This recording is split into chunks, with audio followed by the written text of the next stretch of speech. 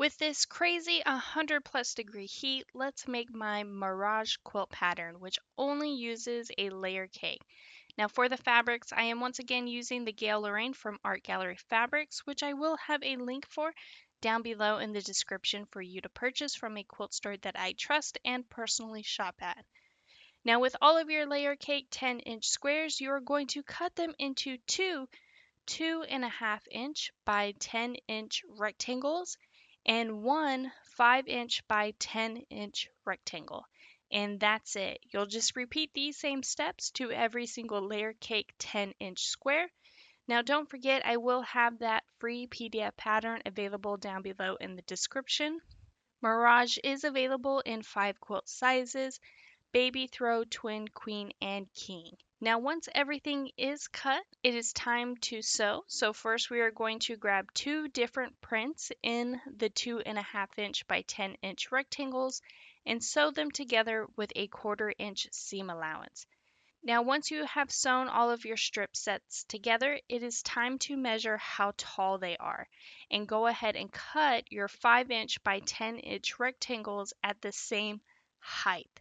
Now it should measure 4.5 inches tall, which means you will cut your 5-inch by 10-inch rectangles to 4.5 inches by 10-inch rectangles. So once everything is done and trimmed down to the correct size, you're going to sew that 4.5-inch by 10-inch rectangle to your strip set with a 1/4-inch seam allowance. Now make sure that all of your prints are mix match. We want to create a very scrappy look. Now that all of your blocks are finished, it is time to lay your quilt out. Now for every odd column, you will lay your block with the strip set towards the top. Then for your even columns, you will place the strip set towards the bottom by just rotating your block upside down. And then as always, you are going to sew your blocks together to form rows. And then lastly, sew your rows together to complete your quilt top. And here is what my quilt looks like, all finished. Now Mirage is a great beginner-friendly quilt pattern that you'll be able to whip up in no time. Now as for the backing fabric, I'm going to use this floral print from the same collection.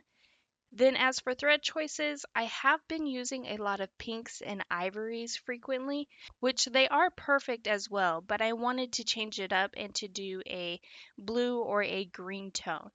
Now all the colors that I have here are from Glide, and we have Seafoam, Pistachio, and Mercury, and the winner that I picked for this quilt will be Mercury. And here it is, my Mirage quilt pattern all quilted. Now, I do hope you have enjoyed today's quilt tutorial. If you could please take a moment to hit that like and subscribe button, hit the notification bell so you can be notified for your next amazing quilt project.